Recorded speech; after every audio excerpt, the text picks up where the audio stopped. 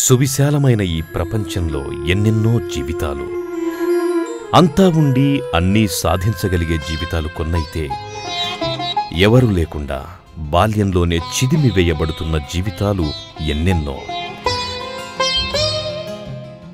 ఎలాంటి జీవితాలకైనా బాల్యం ఒక తీపి జ్ఞాపకం, కలకాలం మదిలో గుర్తుండిపోయే మధురమైన ఘట్టాల జ్ఞాపకాల ఝరి.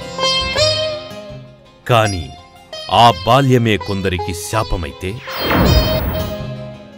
ఆ బాల్యమే కొన్ని జీవితాలను చిదిమేస్తే, ఆ బాల్యమే కొన్ని జీవితాలకు మరణ శాసనం లిఖిస్తే, ఆ బాల్యమే కొన్ని జీవితాలని అనాథల్ని చేస్తే, ఆ బాల్యమే కొందరు చిన్నారులకు గరళాన్ని అందిస్తే, ఆ బాల్యమే కొందరు చిన్నారులను అంధకారంలోకి నెట్టేస్తే,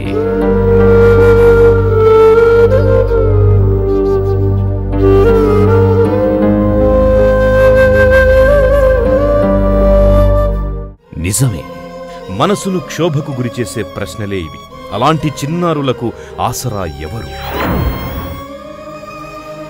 ఆ అభాగ్యపు చిన్నారులకు ఆపన్నహస్తం అందించే వ్యవస్థ ఈ దేశంలో ఉందా? ఆ ముక్కుపచ్చలారని పసికూనల్ని అక్కున చేర్చుకొని మాతృత్వపు మమకారాలనందించే కార్యక్రమాలు ఎవరైనా రూపొందించారా? ఆ బాధిత చిన్నారులను సమాజం పాలిట శాపాలుగా మారకుండా భావి భారత ఆదర్శ పౌరులుగా తయారు చేయడానికి ఏ శాఖైనా కృషి చేస్తోందా?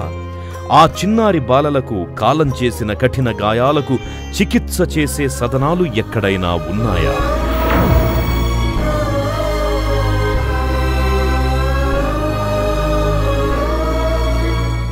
పై ప్రశ్నలకు సమాధానంగా రాష్ట్రంలోని చిన్నారుల కోసం ప్రభుత్వం బాలలకు కూడా ఎన్నో హక్కులు కల్పించింది. బాలల ఉచిత నిర్బంధ విద్యా హక్కు చట్టం 2009 ప్రకారం రాష్ట్రంలోని పిల్లలందరికీ ఎలిమెంటరీ విద్యనందిస్తోంది రాజీవ్ విద్యా మిషన్.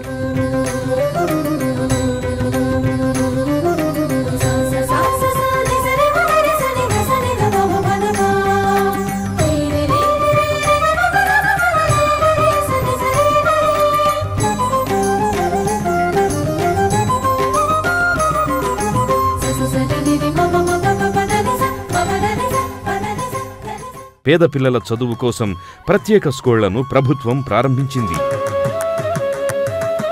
ఈ స్కూళ్లలో చదువుకోవడానికి ఎలాంటి ఫీజులు ఉండవు, టీచర్ల వేధింపు ఉండదు. ఉచితంగా పుస్తకాలు, నోట్బుక్స్, స్కూల్ యూనిఫామ్ అందించడంతో పాటు మధ్యాహ్న భోజనం కూడా ఉచితంగా అందిస్తారు.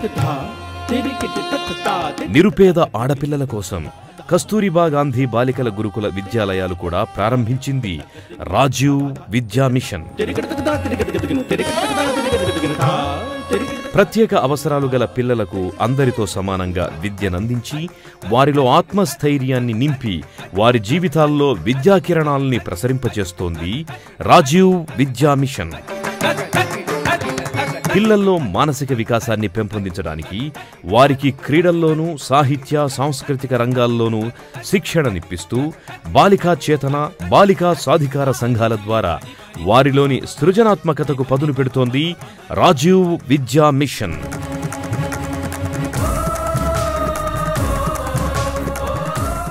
పేద చిన్నారుల ముఖంలో విద్యా కిరణాలు ప్రసరింపజేసి వారి జీవితాల్లో వెలుగులను నింపడానికి వెలిసింది రాజీవ్ విద్యా మిషన్.